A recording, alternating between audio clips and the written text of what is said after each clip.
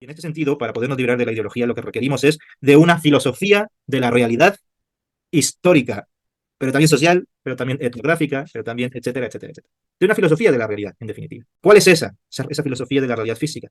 Pues la reología.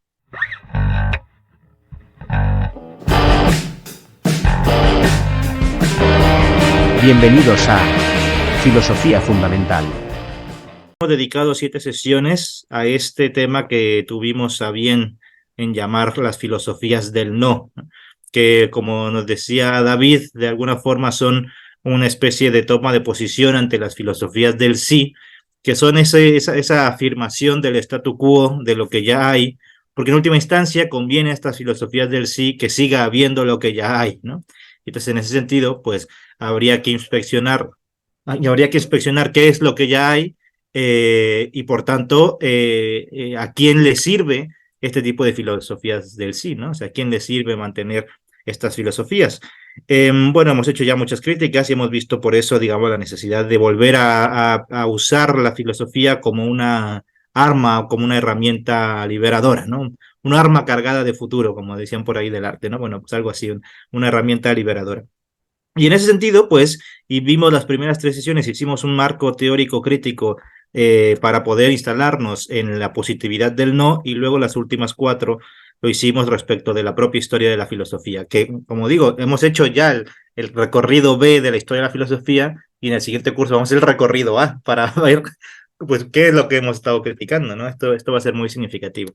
Bueno, pues en la parte histórico-crítica, perdón, teórico-crítica, lo que vimos primero fue esa crítica al universo, a la única versión de las cosas. Ahí leímos un texto de Feyerabend, que los textos podrían haber variado, o sea, podríamos haber escogido a cualquier otro, a Tony Negri, que está tan de moda ahora, ¿no? Porque se ha muerto, pero bueno, hay que coger textos preclaros y muy significativos y cortos y tal, ¿no? Habida cuenta de la naturaleza del seminario. Pero bueno, Feyerabend, sobre precisamente esa crítica que haya una única versión de las cosas, ¿no? Feyerabend, que era un físico, era un científico y además un filósofo de la ciencia, tiene la ingente labor de ir contra los filósofos de la ciencia de su tiempo y los actuales todavía, de decir que esa ciencia que tanto idolatra no es más que una manera particular, con todo lo rica que se quiera, pero particular de entender y resolver el mundo y que por tanto no puede ser universalizable, ¿no? Es decir, uno puede decir, bueno, pero a los zapatistas también les da cáncer. Bueno, habrá que verlo, ¿no? Sí, habrá que verlo, habrá que ver primero si en efecto hay algo así biológicamente tal llamado cáncer en ellos. Probablemente sí, es lo más probable, claro, ¿no? Pero luego habrá que ver cómo se vive eso y si eso tiene una significación de imposibilitación de la resolución fáctica de la existencia, ¿no? Porque al final, ¿qué es la salud, no? Un compañero de Gastón Bachelard, que era Georges Canguilhem, que era médico de profesión y filósofo de la ciencia también, decía que la salud era el silencio del cuerpo, ¿no? Bueno, eso lo dice un médico y fíjate que no es así. ¿Cuántos cánceres en Occidente, quiero decir, no son silenciosos y cuando te enteras ya te mataron, ¿no? Entonces, ¿qué es la salud? Es muy difícil definirla. Pero parece filosofía de la salud, de la medicina, que está claro que salud es un concepto social y por tanto tiene que ver con la capacidad o incapacidad de desarrollar roles sociales, ¿no? Entonces, claro, en ese sentido, probablemente biológicamente haya algo así como cáncer, que, insisto, no es una enfermedad biológica, porque lo que es una célula replicándose a sí misma, donde no debería, pero replicándose. Eh, y más bien la vivencia que se tiene de eso. Por tanto, a pesar de que la ciencia occidental tenga sus enormes ventajas, no es una panacea, ¿no? Capaz de explicarnos todo, ni de reducir toda explicación a sí misma, ¿no? Esto no es así. Y eso también vale incluso para dentro de Occidente, ¿no? Que muchas veces se ha dicho que la psicología, si quiere ser de verdad, tiene que ser ciencia, o la sociología tiene que ser ciencia, etcétera. La arquitectura, cuando dimos a Le Corbusier, etcétera. Bueno, la segunda sesión hicimos lo propio de cara a la idea del individuo, ¿no? En esta sociedad contemporánea en la que nos enseñan que el individuo es lo único que cuenta y que yo me encuentro con mucha gente así, tristemente, ¿no? Que bueno, yo me voy a salvar a mí, pero no voy a salvar a los demás, esta clase de cosas, ¿no? Que nos enseñan constantemente en los medios de comunicación, nuestros padres, los colegios, etcétera. Eh, pues parece que el individuo prima por encima de todo Y de alguna forma esa primicia del individuo, mira, tenemos a dos Gerardos, qué maravilla, esa primicia de, de, mm, del individuo, del yo, pues tiene una génesis, ¿no? Que vimos después en la parte más bien histórica, ese famoso ego cogito, ¿no? Bueno, pero ese individuo resulta que le era criticado, en este caso con un texto de Albert Camus, El hombre rebelde, y decía que la parte individual, o estrictamente individual, es aquella en la que el ser humano, o por lo menos cierto ser humano, quizás el occidental, cae en esa especie como de absurdo de enterarse en un mundo de encontrarse en un mundo desmistificado, religioso, sin misterio de ningún tipo, y por tanto cae en la resolución de la existencia trágica de que no hay fundamento, ¿no? De que el fundamento de todo es el no fundamento. Eso también es muy heideggeriano, todavía hoy lo dice gente como Jean-Luc Nancy y esta clase de cosas, ¿no? Nancy, claro. Pero Camus, que por cierto, yo aquí he sacado un par de veces ese libro de filosofía del tedio, que solamente se podía haber escrito, creo yo, o tiene mucho sentido de que se haya escrito en Dinamarca, o sea, que lo haya escrito un danés, ¿no? Claro, una ciudad típicamente opulenta, hiper desarrollada, con un clima tal, etcétera, con muy pocas horas de luz, con las resoluciones de la existencia, con las necesidades de la existencia ya resueltas, pues claro, ahí la gente se aburre, ¿no? Y en ese sentido, pues es normal que el tedio, que el absurdo, el Abgrund, esta falta de El sentido, abismo. etcétera, se dé en Europa, ¿no? Se dé en los países industrializados, desarrollados y tal. ¿Y qué ocurre? Que ante esa vivencia que es estrictamente pues, personal, ¿no? Individual, resulta que para Camus el siguiente paso, pero inmediato, ¿no? O sea, como la segunda cara de la misma moneda, es el sentimiento de solidaridad. ¿Por qué? Pues porque si de verdad estamos aburridos, ¿no? Tediosos, estamos en el absurdo, lo que viene inmediatamente después es que esa sensación de que nada nos sostiene, la tenemos todos, ¿no? La tenemos todos. Esa famosa frase, ¿no? Que dice por ahí Zubiri en Naturaleza e Historia de Dios, ¿no? De que cuando uno está solo, algo así, parafraseo, cuando uno está solo, eh, es cuando más acompañado está, ¿no? ¿Por qué? Porque Claro. están todos, ¿no? Todos los Habitan. demás. Están todos en la medida en que me faltan, ¿no? Claro, cuando uno está solo está más acompañado. ¿Por qué? Porque todos me aparecen en la medida en que me faltan, ¿no? En la medida en que están ausentes. Y es verdad, o sea, quien se haya enamorado alguna vez sabrá de lo que hablamos cuando la pareja se va, ¿no? O nos deja y decimos, joder, ahí es cuando más presente está, ¿no? Tu fantasma, como dice Silvio Rodríguez. En fin, entonces eso despierta el sentimiento de rebeldía o más bien de solidaridad, ¿no? De solidaridad. ¿Y cómo se expresa esa solidaridad o de dónde surge esa solidaridad? Pues precisamente de la rebeldía, ¿no? Es decir, en el que llega un momento en el que esa persona que sentía el absurdo dice hasta aquí, ¿no? Hasta aquí no puedo tolerar más, ¿no? Sea lo que sea que le ocurra, generalmente, pues que hay un opresor, pero en principio, pues por ejemplo, dado que la única pregunta filosófica, dice Camus, es la del suicidio, pues el que se plantea esa pregunta es alguien que dice precisamente hasta aquí, no puedo tolerar más, ¿no? Curiosamente, fijaos, los bioeticistas, a propósito de la eutanasia, dicen, el que pide la eutanasia no es que quiera morir, lo que quiere es vivir mejor, ¿no? Vivir de otro modo. Claro, como no se puede, lo que pide es la muerte. Pues algo así, es un hasta aquí, ¿no? Y en ese sentido surge la rebeldía. Y esa rebeldía lo que hace es disparar el sentimiento de solidaridad porque parece que hay como un fuero humano, ¿no?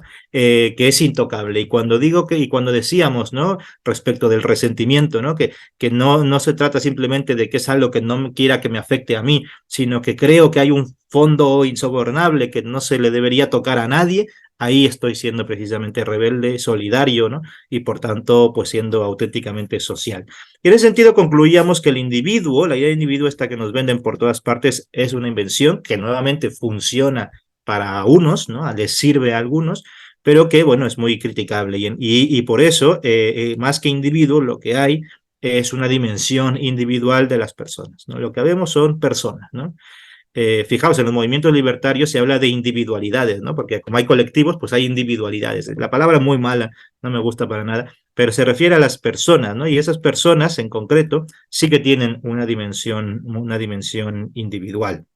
Y eso es distinto, en esa dimensión individual que les hace surgir la dimensión social también, ¿no? En la que obviamente está la historia.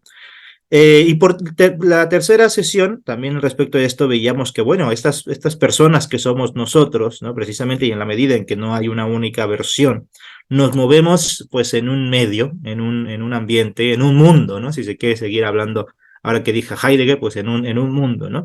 Recordad eso de Heidegger, ¿no? Que bueno, que lo toma de un ecólogo, von Uexküll, que es amigo de Gerardo, que siempre le cita a Gerardo. Von Uexküll decía eso, que los animales tienen medio, mientras que los seres humanos tenemos mundo, ¿no? Umwelt se dice en alemán, y lo medio, Umwelt, y mientras que los humanos tenemos Welt, ¿no? Solamente mundo. Por tanto, hay más que medio, hay más significación, hay simbolismo, etcétera. Bueno, pues precisamente ese medio en el que estamos, esos espacios externos, como decía Foucault, en los que nos movemos, no solamente el espacio interno de los fenomenólogos y tal, sino el espacio externo en el que nos movemos, pues resulta que es anisotrópico, como se diría precisamente pues en topología, ¿no? Hay anisotropías en el espacio, es decir, no es uniforme. Hay unos sumideros, hay unos valles, hay unos montes, etcétera, que pues hacen que el espacio en el que estemos esté ya tenga una configuración específica, tenga una configuración específica. ¿Qué ocurre? Que así como la idea del universo, la idea del individuo, servían a unos cuantos y que por tanto sospechábamos de ellas como ideologías, pues resulta que la idea del espacio como uniforme también sirve a unos cuantos y por tanto también sirve como ideología. Es decir, el espacio que aparentemente es inocuo, que aparentemente es uniforme, pues está lleno de anisotropías y lo que es más, muchas de esas anisotropías están puestas a propósito por aquel a quien conviene decirnos que el espacio es uniforme, ¿no? Hablábamos de espacios otros como las cárceles, las prisiones, las escuelas, los colegios militares, etcétera, ¿no? O los colegios mayores, ¿no? Que sean de hombres, que sean de mujer, que no sé qué, ¿no? Recordad que hace poco, ¿no? En España pasaba en esos colegios mayores que las chicas, los tíos les decían a las chicas con las ventanas, ¿no? Les decían cosas muy humillantes, ¿no? No las repetiré. Y las chicas decían, a mí eso no me molesta y tal, ¿no? Bueno, ¿por qué? Es decir, y ven, los espacios no son inocuos, ¿no? Nos separan precisamente para que no pasen esa clase de cosas y pasan más, ¿no? ¿Por qué? Pues tiene explicación, ¿no? Bueno, entonces el filósofo se da cuenta, y en este caso nosotros lo hicimos de la mano de Michel Foucault, precisamente de que hay en esa aparente uniformidad, pues otros espacios, ¿no? Estas teorías del espacio han sido trabajadas por muchos, no solamente por Foucault, ¿no? Lefebvre también, ¿no? Que es los dos serían como los padres del famoso giro espacial en los estudios culturales, Lefebvre, Foucault, pero también está Hooks y Javi y un montón de gente que está por ahí, ¿no? Haciendo cosas, o hizo cosas sobre, bueno, Hooks creo que sigue viva, Bell Hooks, entre otros. Baba, el chico que no me acuerdo de dónde era, de la India me parece, ¿no? Bueno, entonces los espacios de alguna forma están distribuidos y están distribuidos generalmente pues por quienes los distribuyen, los que les conviene distribuirla así, que los que conviene distribuirlos así, que era, pues veíamos básicamente el capitalismo, ¿no? Esto lo dejó muy claro Lefebvre precisamente con su análisis marxista del capitalismo. En fin, y lo que convenía en ese caso, en la crítica, era mostrar que así como hay espacios otros creados por esos arquitectos del espacio, pues habría que generar por nosotros mismos y desde la base espacios otros que más bien fuesen liberadores, ¿no? Como la cama de los padres del niño, ¿no? Que se imagina tal, o los barcos, esta clase de metáforas. Bueno, esa fue la parte teórica y teórico-crítica. Y ya con la disposición de ánimo, ¿no? Con el humor, el mood encendido o dispuesto, pues nos disponíamos precisamente a hacer lo mismo, pero respecto de la propia historia de la filosofía. Claro, la historia de la filosofía se ha dividido en edad como la historia del universal, ¿no? La Weltgeschichte que decía Hegel, ¿no? Se ha dividido como clásica, edad clásica, medieval y moderna, ¿no? Y los clásicos, pues bueno, son los clásicos obviamente del mundo, ¿no? Como diría Hegel. que son los griegos, ¿no? Los griegos y un poco los romanos, ¿no? Entiendo, o sea, por mundo occidente, ¿no? No críticamente, precisamente. Luego los medievales, que los precisamente, quien divide así la historia son los románticos, es el romanticismo, ¿no? Los modernos, pues ellos son los que se ponen a sí mismos como modernos, es decir, como vanguardia, como punta de lanza, y por tanto la Edad Media pues no tiene mucho peso, ¿no? No es más que media entre dos etapas que sí que son interesantes, que son los clásicos y ellos mismos como modernos, ¿no? Y bueno, ya se viene después pues la edad contemporánea, ¿no? Que nadie sabe bien dónde marcarla y algunos meten pues a Nietzsche en la filosofía contemporánea y tal, ¿no? Nietzsche, un tío del siglo XIX en la filosofía contemporánea. Me parece, si yo ni siquiera aceptaría subir y como filosofía contemporánea, que murió en el 83, en los 80 del siglo pasado, pues ahora imagínense a Nietzsche. Pero bueno, sí que es verdad que, como todo proceso histórico, pues no tiene fechas específicas de nacimiento, ¿no? Más que simbólicas. Bueno, y en ese sentido, pues queríamos hacer una crítica a estas tres grandes partes de la historia universal, de la Weltgeschichte, que era la clásica, la moderna y la contemporánea. La medieval no, porque había cuenta de que no, esta no tiene mucho peso, en esta cosmovisión, quiero decir, pues da un poco lo mismo. A pesar de que han sido 1000 siglos, o sea, 1000 siglos, perdón, 1000 años, de un siglo, 10 siglos, 1000 años de periodos históricos, ¿no? Pero bueno, en la primera sesión respecto de eso, la cuarta, hicimos una crítica a los clásicos, claro, porque se nos presenta en la filosofía ya los clásicos como si como si todo girase de alguna forma en torno a Platón, de alguna forma, ¿no? Siempre, ya sea Platón, por ejemplo, Sócrates es maestro de Platón y el Sócrates que tenemos en mente es el Sócrates de Platón, ¿no? El de los diálogos de juventud, ¿no? Por tanto, todo aquello que se llama, todos aquellos, así entendidos, filósofos menores, que ya me dirás tú qué de menor tiene pues un Heráclito de Éfeso o quien sea, pero o un poco el propio Demócrito, ¿no? Todos estos filósofos menores, pues están puestos como previos a Sócrates, ¿no? Es decir, previos a Platón. Claro, y veíamos incluso esa inconsistencia, esa paradoja de que alguien como Demócrito, que incluso sobrevivió a Sócrates, se le llame presocrático, ¿no? Y luego, por último, Aristóteles, que sí que es verdad que también tiene su peso en la historia de la filosofía, pero de alguna forma es el alumno de Platón. Tanto así que cuando se recupera Aristóteles es hasta el siglo XIII, por ahí, ¿no? Con Tomás de Aquino y esta gente, en Occidente, quiero decir, porque los orientales, los islámicos, los árabes ya lo tenían más presente, pero los estrictamente occidentales, y eso existe, pues hasta el siglo XIII y solamente se le va a leer en griego pues hasta el siglo XIX, ¿no? Entonces, pues el aprecio que tenemos a Aristóteles es relativamente nuevo, ¿no? Es relativamente nuevo, quiero decir. Platón, en cambio, pues sí que ha estado ahí muy presente siempre, precisamente en esos 1000 años de historia que fueron la Edad Media, ¿no? Sobre todo la Alta Edad Media. Y entonces decíamos, es la historia de la filosofía platónica, un poco como pensaría Whitehead a su manera, pues veíamos que no, es decir, que bueno, que eso es una creencia, pero esa creencia, y esta era nuestra pregunta, ¿a quién le conviene? ¿A quién le conviene que creamos, que organicemos la filosofía en torno a Platón? En última instancia, en torno al idealismo. ¿Y eso qué significa? Pues en torno a un desprecio al cuerpo, un desprecio a la sensibilidad, un desprecio a lo concreto, un desprecio al aquí y ahora, etcétera. ¿A quién le conviene eso, no? Pues probablemente precisamente a quienes se lucran, de la manera en que sea, pero se lucran con nuestra explotación de nuestro aquí y ahora, o sea, de nuestro espacio y de nuestro tiempo, de nuestro cuerpo, de nuestro placer, de nuestra sensibilidad, etcétera. ¿Ve? Precisamente, bueno. Entonces hicimos la crítica respectiva, ¿no? Por otra parte, la crítica a la primera modernidad o modernidad temprana, como se quiere decir, o una primera crítica a la modernidad que hicimos, fue a partir de las filosofías de la liberación, ¿no? De la filosofía de la liberación, especialmente el pensamiento de Enrique Dussel, descanse en paz, ¿no? Que se acaba de morir.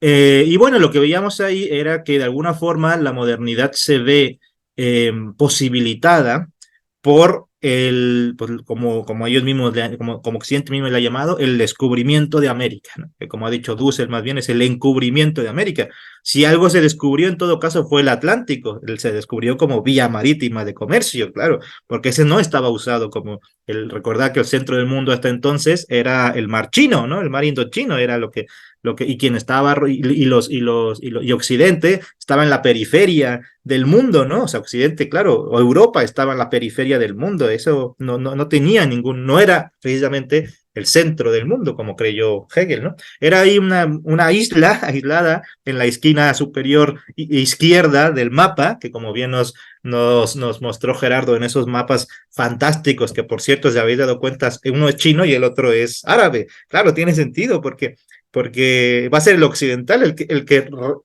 remueva el mapa y ahora ponga América de su lado derecho, ¿no? De su lado a su occidente, ¿no? Pero toda la vida significó, América fue pues hacia el este del este, el oriente el lejano oriente del lejano oriente, ¿no? Y por eso los chinos y los árabes en esos mapas pues tienen a América del otro lado, ¿no? Y esto es muy, muy significativo. De hecho, yo me he encontrado con gente que cuando eventualmente en algunos espacios hay mapas, digamos, al revés, ¿no? Con el sur arriba y el norte abajo, la gente dice como, oh, ¿y esto por qué? ¿No? ¿Cómo que por qué? Si el norte no significa arriba y el sur no significa abajo, ¿no? O sea, arriba y abajo no tienen sentido a escalas esféricas, ¿no?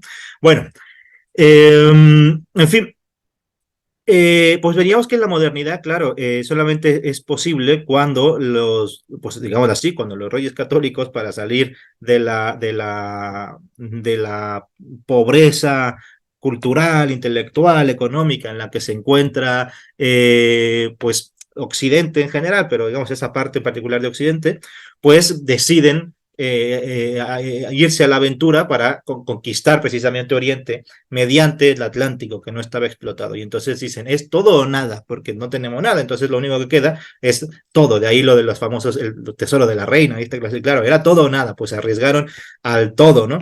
Y resulta que de alguna forma pues ganaron todo. Era la única forma en la que podían salir del sitio en que estaban por el Imperio Otomano, del sitio que los tenían los árabes, y salen entonces por el Atlántico y encuentran pues lo que después se llamará América, ¿no? Que como sabéis, y lo dijimos creo que esa vez, tanto Américo Vespucci como Colón murieron, o sea, vivieron toda su vida hasta morir creyendo que donde llegaron eran las Indias, o sea, no llegaron a entender que esto era otro continente, ¿no? En fin, es por esto precisamente que de alguna forma ahí surge la modernidad, ¿no? Es decir, surge la modernidad con todo lo que ella implica, no solamente pues eso que nos ha vendido Occidente como el iluminismo, ¿no? Como la salida a la mayoría de edad, etcétera, la entrada a la mayoría de edad, perdón, etcétera, sino más bien también pues con esas partes muy criticables pues de el ego conquiro, ¿no? De la evangelización en este sentido conquistador, de la incapacidad de Occidente de reconocer al otro como otro, etcétera. Y también y especialmente el surgimiento del capitalismo, ¿no? Es decir, digamos, la Europa que llega a Latinoamérica no es ya estrictamente medieval, ¿no? De hecho, está ocurriendo entonces la famosa escuela de Salamanca, que es muy moderna, está muy modernizada, ¿no? Piensen en Suárez o esta gente que se educa en Alcalá, pero también se educa en Salamanca, y entonces hay mucha. De hecho, me parece que era este tío.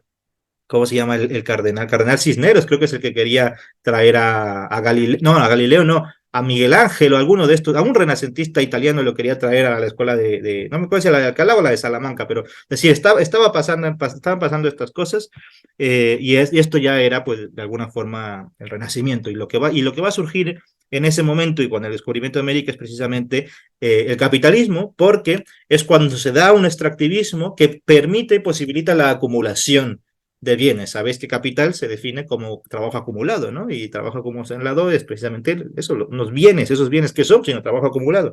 Pues muy bien, eso se puede solamente en la medida en que se ha explotado, ¿no? Se han extraído esos recursos pues, de otro sitio. Y ahí surge precisamente ya una sociedad que ya no es feudal, ¿no? Sino que precisamente empieza a tener el comercio y el capital pues como centro neurálgico de la economía.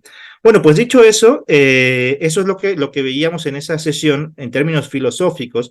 Lo que veíamos era que pues los filósofos empiezan a preguntar, como Hobbes, Locke, etcétera, y especialmente Hegel, qué es lo que pasa cuando dos conciencias se encuentran y resulta que pues entran, pelean a muerte, ¿no? Y entonces en esa pelea a muerte se va constituyendo poco a poco, pues eso que se llama el Estado, ¿no? El gran Leviatán para Hobbes, o bien el Estado liberador para Hegel, ¿no? De una u otra medida.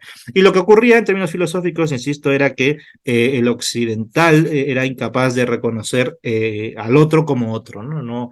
Esa dialéctica hegeliana en realidad en el momento de la otredad, de la antítesis, no es una otredad radical, ¿no? Sino que es un otro respecto de sí mismo. De ahí que tuviéramos que transformar la dialéctica por una analéctica, ¿no? Es decir, donde el punto de partida no soy yo, sino es el otro, ¿no? En fin, la siguiente sesión seguimos con lo mismo, pero ya ahora, digamos, dedicados ya no tanto a ver la parte histórica, cuanto a la parte más bien, pues de qué tipo de razón es la que se está constituyendo en este periodo histórico, ¿no? En este histórico filosófico. Y el tipo de razón que se está constituyendo es lo que se llama la razón pura, ¿no? La razón pura. De hecho, no sé si lo dijimos, claro, lo dijimos aquí, pero lo dijimos en la siguiente sesión. La filosofía que surge en la modernidad no es como se cree la epistemología, sino la ontología.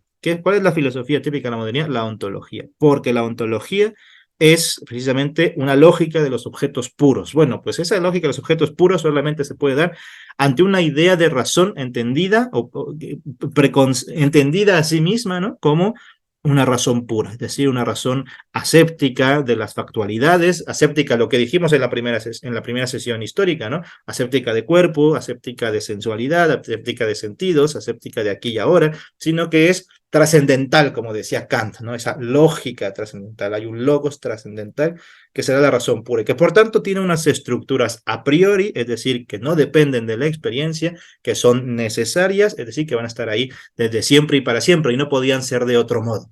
Pues lo que veíamos aquí con el texto quizá más arduo de todos estos, así el de Gastón Bachelard, pues veíamos que la lógica, ni siquiera los propios dominios de la lógica, se puede mantener como a priori, ¿no? Como pura, como tal, porque incluso, o sea, porque puesta informada de ciencia, de la propia ciencia occidental, que no había que irse a lo que hacían los chamanes siberianos o lo que fuera, sino de la propia ciencia occidental, pues veíamos que esa lógica trascendental típica de la modernidad kantiana, pues era solidaria, como decía Bachelard, era solidaria, pues de una física como la de Newton, de una geometría como la de Euclides y de una lógica como la de Aristóteles. Y ese sistema trinario constituían la metafísica de la modernidad, la metafísica kantiana. La era de la crítica, pues no era tan crítica, al contrario, lo que hizo fue hipostasiar una idea de razón que no es una razón humana, ¿no? Que no es una razón humana. Es lo que en última instancia va a decir Hegel,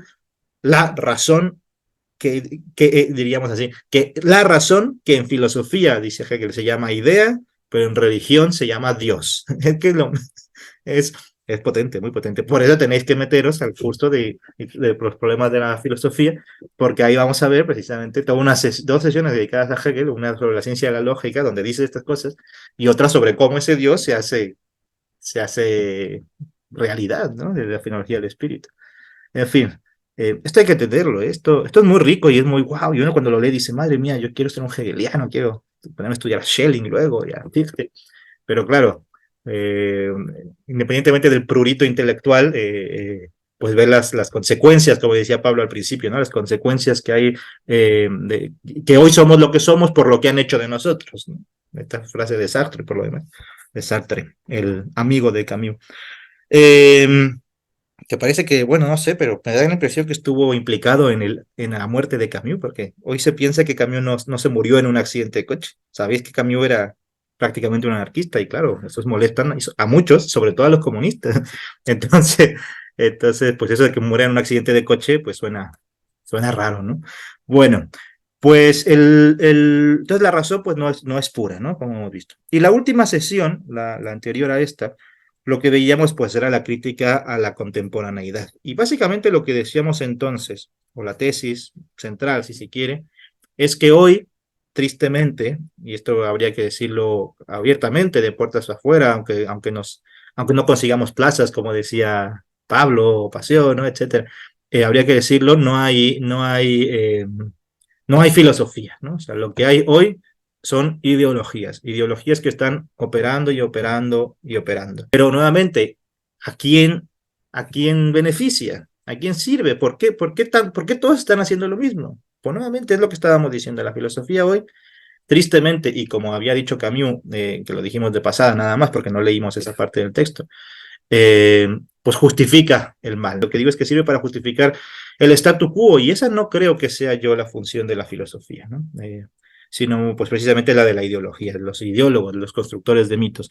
Entonces la contemporaneidad parece que no tiene filosofía y había de alguna forma que sacudir a esa contemporaneidad, a ese espíritu de los tiempos, ese zeitgeist contemporáneo, y decir ahí pues que tiene que ponerse las pilas y volver a generar una herramienta que cada vez que se use libere al usuario, ¿no? Le haga filósofo, esto es. Es decir, había que entregar al mundo contemporáneo no una filosofía hecha, como los sistemas filosóficos, que a la postre solamente ayudan al creador del sistema filosófico, porque a los usuarios del sistema filosófico ya no les ayuda. Al contrario, lo que hace es constreñirlos a las respuestas, ¿no? Eso es. Entonces se vuelven ideologías.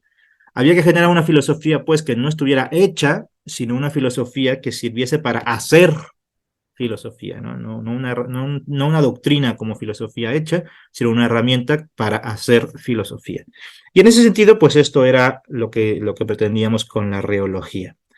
La reología en ese sentido cumplía precisamente la función liberadora, en particular por una característica que es que a tener al investigador reo de la res, ¿no? Al preocuparse por lo reus, lo propio de la cosa, por la realidad como problema, pues la mantiene precisamente de alguna forma fiel a la tierra, como decía Nietzsche, ¿no? Hay que ser fieles a la tierra, decía Nietzsche en el Zaratustra, ¿no? Eh, pues la reología mantiene a su usuario fieles a la tierra. Y en ese sentido ve la realidad como problema, sí, con una existencia pues más turbulenta, ¿no? Más, sí, si se quiere, pero también más enriquecida, con mayor brillo, con mayor color, ¿no? Si la vida fuese superflua, pues bueno, probablemente parecería que nos divertimos más, pero es más bien cuando, esto lo decían también los existencialistas, por lo demás, las famosas experiencias límite de Karl Jaspers, que era psiquiatra, filósofo y de esos tiempos, esas famosas experiencias límites en las que todo resplandece, ¿no? Esas experiencias pues típicas, las cercanas a la muerte y otro tipo de cosas, ¿no? Todo resplandece, todo cobra un brillo nuevo. Pues bueno, claro, eso ocurre cuando la realidad se vuelve problema. Cuando dejamos que la realidad, cuando la realidad ya no nos aparece como un problema, muy probablemente es porque hay una ideología detrás de nosotros que nos está dando la respuesta a lo real, ¿no? Nos está dando la respuesta de lo real. Y en ese sentido, pues, estamos de alguna forma, o por decirlo así, si nosotros no nos ocupamos de la realidad, alguien se va a ocupar de ella, y se va a ocupar de ella para beneficio suyo y maleficio tuyo, ¿no? Esto es lo que pasaría. Y por tanto, la reología pues, tiene que estar presente ahí como liberadora de de las personas y de los pueblos. Ahora, eso sí, eso no lo dije la semana pasada, pero me quedé con ganas de decirlo. No se pretenda o no se quiera o no se piense que cuando decimos esto de la reología es como una especie de afán mesiánico, ¿no? Nada más alejado de lo que pretende ser la filosofía perdón, la reología como herramienta. ¿Por qué no es mesiánico? Mesiánico sería si fuese precisamente una ideología, es decir, si fuese un núcleo de tesis que hubiera que defender y luego una serie de respuestas pues ya predadas, ¿no? Dadas de antemano. Ahí en ese sentido sería mesiánica, pero dado que no te va a dar las respuestas, sino que simplemente lo que va a hacer es ponerte a pensar, hacerte pensar, pues no tiene ese afán mesiánico, ¿no? En fin, pero sí liberador. Bueno, pues ese es como el gran resumen que espero que se vea pues el hilo conductor de todo lo dicho. Y a propósito de hilo conductor, y esta sería mi conclusión, ya para que casi se vaya a pasión, a ver si llegamos a concluir en estos 8 minutos, 7.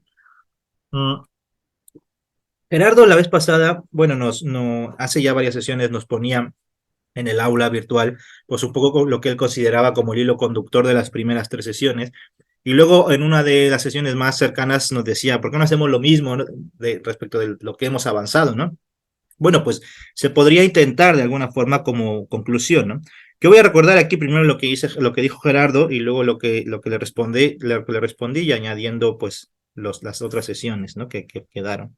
Claro, lo que ahí Gerardo nos hacía el favor de ver preclaramente, pues era algo así como el camino que iba del usuario de la filosofía, ¿no? De la persona, del que la ejercita, al espacio, al espacio en el que se mueve, y en ese camino mediante lo social, ¿no? O sea, era algo así como el espacio, perdón, el usuario, lo social y el espacio. Ese era como el recorrido que nos daba Gerardo, ¿no? Y lo que decía él era más o menos, de parafraseo, era que la función liberadora de la filosofía está en liberar a quien la utiliza, ¿no? A ese usuario, a quien utiliza. La función liberadora de la filosofía está especialmente, más que en liberar a los pueblos o tal, ¿no? Que eventualmente está en liberar a quien la utilice. ¿Y cuál es, cuál es el sujeto de esa utilización? Bueno, pues el que sea, ¿no? O sea, quien la utilice podría ser liberado por la filosofía. Y fijaos, utilizar aquí no en un sentido, pues, utilitarista del término, porque ser utilitario y útil no es lo mismo, ¿no? Utilizar más bien en el sentido, creo yo, de ejercer, ¿no? Quien ejerce la filosofía puede liberarse. Y ejercer, incluso casi mejor, ejercitar filosofía, ejercitarse en la filosofía, esa visión calistécnica, ¿no? Deportiva, decía Ortega, ¿no? Hablando de Ortega, esa visión deportiva de la filosofía. Sí, lo que pasa es que a lo de la deportiva a él le gustaba para después estar en el podium, ¿no? No, aquí simplemente el puro acción y efecto de filosofar, esa idea de ejercitarse en la filosofía. Fijaos, qué bonito es, pero en griego, ejercicio, Gerardo seguro sabe esta, ¿cómo se dice? Venga, destapa el micrófono, ¿cómo se dice ejercicio? Es el esfuerzo, ¿no? La accesis, Ascesis, aceta. claro, es ascesis, ¿no? Eso, por eso en una de estas sesiones vimos las cercanías de lo que decíamos, con muchas o con algunas vivencias religiosas personales, ¿no? Alguna vez en alguna de estas sesiones hablamos de la pobreza y dijimos, por eso Francisco de Asís, ¿no? Luego ya lo que hacen los franciscanos es otra cosa, ¿no? Pero la vivencia concreta de un señor llamado Francisco de Asís, esa es de pal bronce, ¿no? Esa está bien, ¿no? Luego ya el uso institucional que se hace de eso, pues es lamentable. Pero como se hace en filosofía, ¿no? O sea, la visión genial que puede tener un Hegel entendiendo lo que está pasando en Occidente, pues es fenomenal. Luego el uso que se hace para justificar, pues es otra cosa. Claro, entonces es una ascesis, y los religiosos precisamente han utilizado esa palabra ascesis, los ascetas, precisamente pues para aquellos que se ejercitan, bueno, en este caso en lo espiritual, ¿no? Pero cuya vida consiste en un ejercicio en lo espiritual. De hecho, los jesuitas, hablando de otros religiosos, ya no los franciscanos, jesuitas, o particularmente Francisco de Loyola, escribió sus exercitia spiritualia, ¿no? Sus ejercicios espirituales. Claro, son ejercicios, y entonces la filosofía es algo así, es algo que se ejercita. Se puede decir, es algo teórico, ¿no? Como lo que vimos con este Pitágoras y tal. Sí, sí, es teórico, pero teoría en el sentido, hoy conversaba con David, que me presentaba un texto, y cuando citaba David la parte citaba esta cosa que vimos de Pitágoras, cuando va a las ferias y dice, ¿no? Hay quien simplemente contempla lo que pasa, ¿no? Pues yo le decía a David que en vez de contemplar, utilizase la palabra atender, ¿no? Porque contemplar parece que dada precisamente la religión institucional posterior, pues parece que contemplar es esa visión pasiva de simplemente me quedo ahí y veo, ¿no? Pero no, es una visión ascética, precisamente, de ejercicio, de agencia, que es algo que se ejerce. Y eso es atender, poner atención, ¿no? Poner la atención es lo que hace la filosofía. Y en ese sentido, pues la filosofía es algo teórico, pero en este sentido más bien teórico vital, ¿no? O sea, no hay una decisión entre la vida y la praxis, perdón, entre la teoría y la praxis, y por eso se habla de una auténtica vida intelectual, ¿no? Cuando la vida filosófica, ¿o qué significa vida filosófica? Es aquella vida personal en donde la filosofía cobra vida, precisamente, donde la filosofía se vivifica. Esto es, ¿cuántos profesores de filosofía no hay donde no se roza la vida filosófica, ¿no? Saben mucho de filosofía, Y eso era antes, ahora no saben ni mucho, ¿no? Pero es que además de no saber, es que no hay, la filosofía no se vivifica, ¿no? Al contrario, como hemos visto, pues está más bien mortecina. Bueno, pues cuando la vida filosófica es vida, está siendo ejercitada, entonces libera al usuario, ¿no? Nos decía ahí Gerardo. Y de ahí que el no, decía Gerardo, ¿no? De ahí que el no, la disidencia o la rebeldía, ¿no? Abre a tal persona, precisamente a este usuario, a su dimensión social. Claro, cuando le libera de, entre otras cosas, le libera de sí mismo. Que esta es la idea, le libera de, de, de, de su ego, nunca mejor dicho, ¿no? Iba a decir de su ego cogito, pero se entiende mejor en castellano, te libera del ego, ¿no? Del ego. Entonces te libera de ti mismo, ¿no? Y precisamente te entrega a la dimensión social. Y esto es un poco, pues, la analéctica que vimos en su momento, ¿no? Claro, y eso significa, si podríamos parafrasear esto que nos ha dicho Gerardo, pues diciendo más bien que el usuario de la filosofía es, precisamente por ejercitarse en la filosofía, es rebelde y por lo tanto es social, ¿no?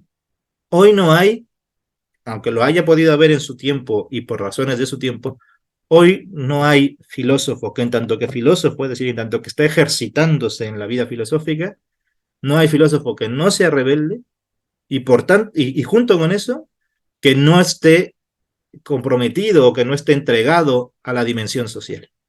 Claro. Hoy el filósofo no puede filosofar como Spinoza, por ejemplo, Baruch Spinoza, ¿no? Que filosofaba ahí solo con sus lentes y tal, ¿no? Bueno, por utilizar una imagen, porque en realidad Spinoza, mira tú si no estaba volcado en la dimensión social, que le echaron, Spinoza era holandés y judío, pero holandés de la Holanda cuando era colonia española, ¿no? Entonces, mira tú si no estaba volcado en la dimensión social Spinoza, que por estar volcado en la dimensión social terminó puliendo lentes solo, porque le echaron de la comunidad, le perseguían los españoles y le echaron de la comunidad judía, o sea, estaba proscrito por todas partes, ¿no? Entonces, pero bueno, como esa idea del filósofo solitario ante una chimenea que filosofa ahí con sus libros, pues no, es más bien cuando ejercita, es rebelde y es social por eso. Y precisamente en esa dimensión social, decía Gerardo, crea heterotopías, es decir, crea espacios libres, que a su vez son esos espacios libres los que crean las condiciones donde se puedan dar diversas cosmovisiones. Claro. Quien haya estado en lo que se llaman en España espacios liberados, entenderá que en efecto hay espacios donde se pueden, y otros, pero pongo ese ejemplo, ¿no? Donde diversas visiones pueden converger, pueden convivir, más que converger, pueden convivir, sin imponerse una respecto de la otra, ¿no? Esto es muy significativo. Y entonces se va el camino del usuario al espacio a través de lo social. Pero también yo le proponía hacer el camino inverso y entonces ahora ir más bien del espacio al usuario, eh, pasando por lo social, ¿no? Porque claro, esta es lo característico de la comprensión. Nos vemos, Pasión. Qué pena que te vayas, pero ya verás la segunda parte. Eh, Déjame cerrar aquí el chat. Este. Claro, lo característico de la comprensión es el camino de vuelta, ¿no? Es cómo recogemos lo que hemos razonado, ¿no? Lo que conocemos, lo que fundamentamos, cómo recogemos eso, pues ahí está ya la comprensión, ¿no? Cuando hay un refluir, diríamos, no, lógicamente, cuando hay un refluir de la razón sobre el logos, ahí hay comprensión, ¿no? Esta es la parte, por cierto, que se les olvida a los estudiosos, a los scholars de Zubiri, ¿no? Pero bueno, no hay que comprender, sino la parte de la comprensión, ¿no? Que en realidad sería como el cuarto libro que no escribí, que no está escrito, ¿no? De la trilogía Se entiende. Entonces habría que hacer el camino de vuelta del espacio, pasando por lo social, al usuario. Y claro, yo ahí decía que quizás ese camino podría ser que las heterotopías son espacios liberados, como lo acabo de decir, bueno, esos son espacios concretos, ¿no? Pero puede ser cualquier tipo de espacios, como la cama de los padres, cualquier espacio. Recuerden que heterotopía en este sentido era un espacio que significa más que aquello que nos dicen que significa, ¿no? O sea el espacio no son signos, el espacio son símbolos. La distinción entre una y otra es que el signo es unívoco, ¿no? Stop, ¿sabe que? Pero el símbolo es, pues eso, un baleín, es un sim, ¿no? Te lanza con él, ese es el símbolo, te lanza con él y te lanza pues a donde sea, ¿no? Entonces la heterotopía son espacios liberados, espacios sociales, ya sociales, ¿no? Donde precisamente el usuario, en ese espacio social, en ese espacio ya liberado, el usuario también queda él liberado por participar precisamente de esta clase de espacios. Y queda liberado precisamente gracias al ejercicio liberador de la filosofía. Es decir, en un espacio liberado, o por decirlo así, el espacio quedará liberado heterotópicamente cuando en él se practique, ¿no? Se ejercite la filosofía. Porque si se está ejercitando la filosofía en ese espacio, se estará ejercitando en común y por tanto convivirán, o será posible el convivir las distintas visiones del mundo que se tengan y el individuo en cada caso quedará liberado, ¿no? Quedará libre, ¿no? Libre de prejuicios, libre de... Y definitivamente será más pleno, más feliz, si se quiere, tendrá más, será más eudaimónico, ¿no? Las éticas de la eudaimonía de las que nos hablaba Michel Onfray. Bueno, pues dicho eso, podríamos concluir con las otras 4 sesiones, muy brevemente, diciendo que precisamente la filosofía esta se caracterizaba por la positividad del no, ¿no? Y ya veíamos cómo era crítica a todo lo que hemos dicho, pero al mismo tiempo es afirmar el no, ¿no? Y luego, pues hace falta construir, reconstruir, rehacer todo lo que tenemos que hacer. Esto lo insiste mucho Enrique Dussel, precisamente, y dice, ahora lo que tengo que hacer yo, que lo hizo, es como una trilogía, me parece, unos tomos gigantes que habrá que comprarse y conseguirse, y leí atentamente, ahora tengo que rehacer toda la historia universal, decía Dussel. Dice, porque eso es lo que tenemos que hacer todos, ¿no? Pero dice, pero bueno, yo me he dado la tarea y ahora lo tengo que hacer yo, porque resulta que las que nos han contado es falsa. Entonces hay que rehacerla, ¿no? Y no está hecha, ¿no? Entonces, claro, también doctor en historia, fue doctor en historia, Dussel, pues se puso a hacer esos tomos enormes de la historia universal, donde veíamos aquí un poco lo de los diferentes estadios, y el caballo, y el hierro, y el camello, y el no sé qué, ¿no? Y esa clase de cosas donde al final la modernidad no era más que lo último y una cosa muy pequeñita en la historia de la universal en general. Bueno, pues hay que rehacer el camino filosófico.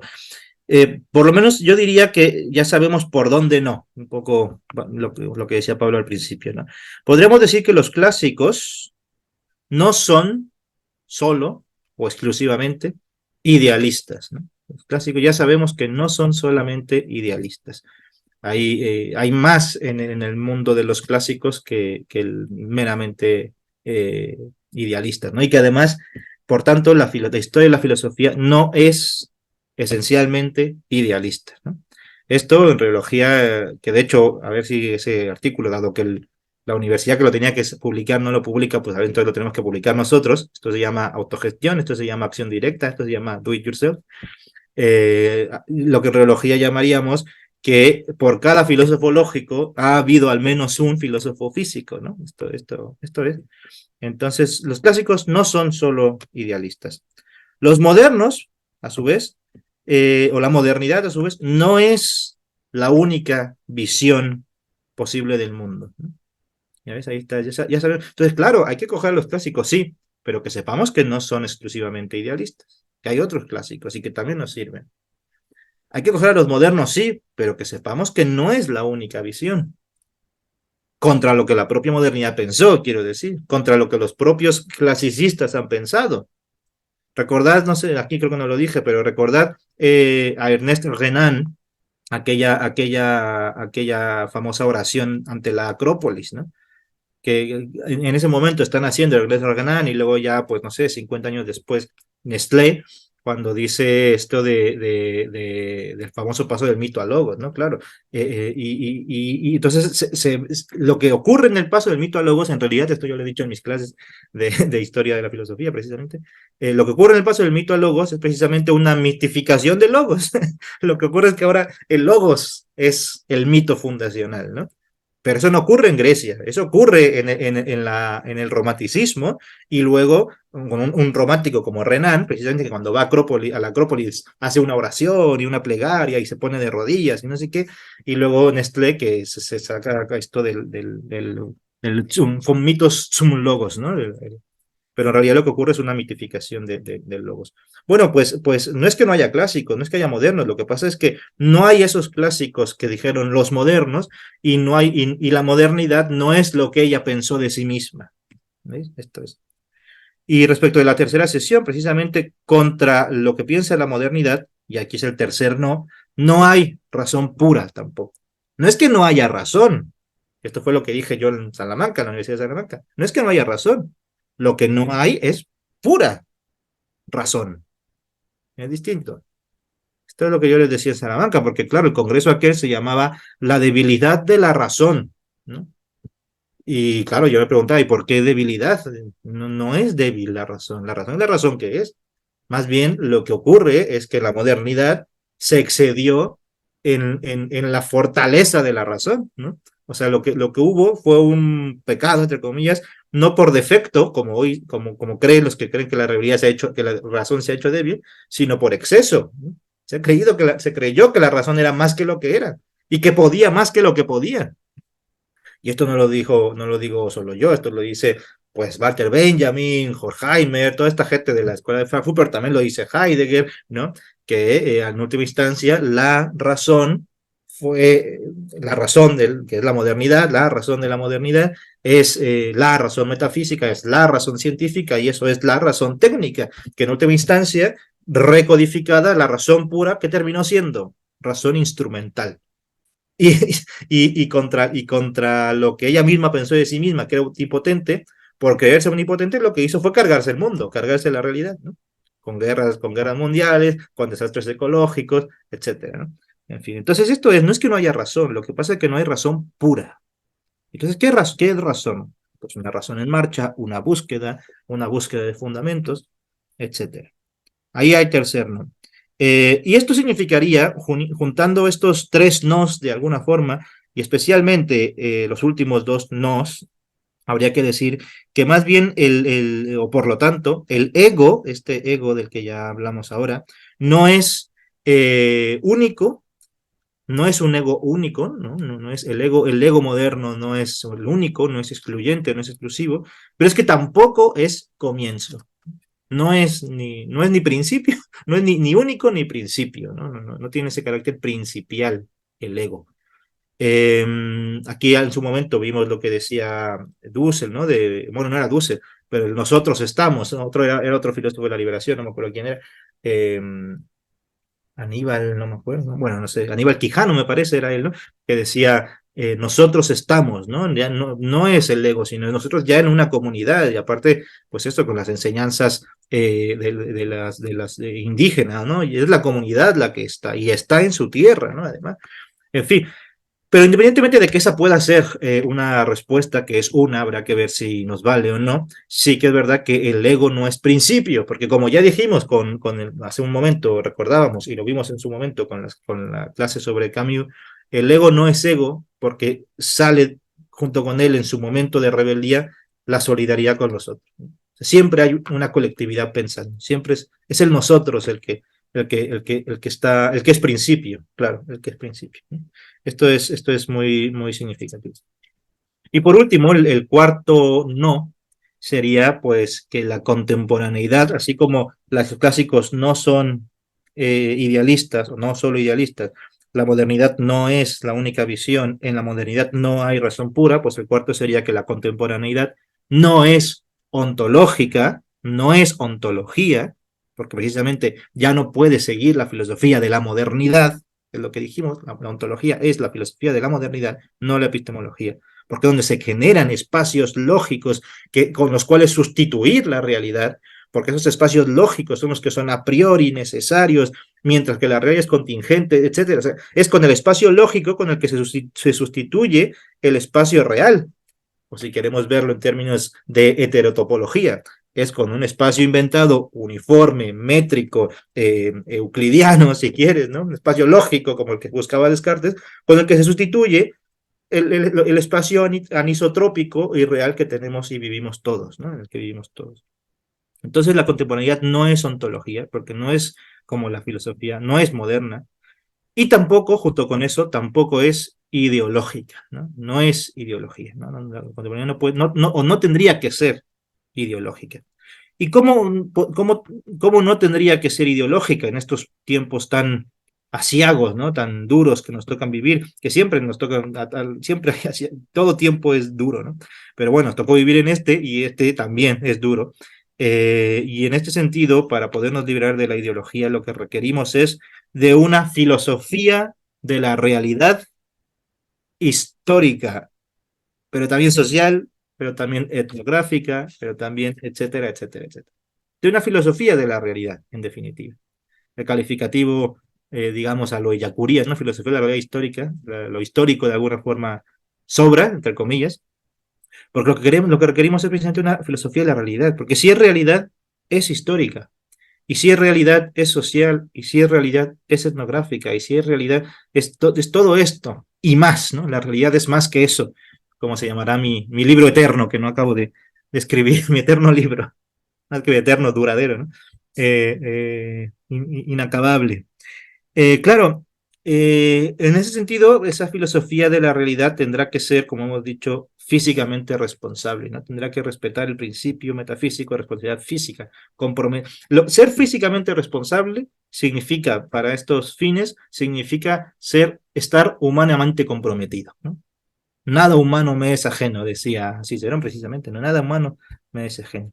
Claro, entonces hay que hacer una filosofía, por decirlo así, una filosofía de la realidad física. Si lo que queremos es añadirle un calificativo, ¿no? Filosofía de la realidad histórica, filosofía de la realidad social, lo que sea, filosofía de la realidad física, que no es más que, como dijera Zubiri, no es más que como decía él, no es más que mera tautología, pero una tautología muy útil o algo así. Decía, bueno, pues algo así, ¿no? No es más que decir físico, no hace más que reiterar que hablamos de realidad, pero ¿qué es esta realidad? Que como vimos la semana pasada con Pasión, ni las personas somos razón pura, ni la realidad es esencias puras.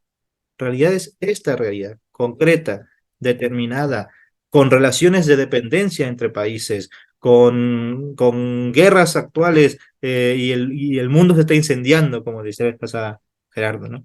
En última instancia, creo yo, por eso justifico que no cualquier filosofía, en tanto que filosofía y con estas características, hoy en día es posible, o digamos, es posible, vale, pero no cualquiera es deseable, si se quiere. ¿Cuál es esa filosofía de la realidad física? Pues la reología, precisamente. En fin, eso es un poco el resumen comprimido de nuestras sesiones y la conclusión que yo puedo torpemente dar. Pero podemos debatir todo lo que queramos en este tiempo que nos queda. Muchas gracias y gracias porque estos cursos creo que son no solamente necesarios, sino urgentes, porque la era está pariendo un corazón, ¿no? No puede más, se muere de dolor. Debo dejar la casa y el sillón, como decía Silvio, debo dejar la casa y el sillón, una forma más bonita de decir, debo dejar la armchair philosophy, ¿no? La filosofía de sillón, precisamente. Bueno, pues eso, chicos, pues muchas gracias y a seguir trabajando.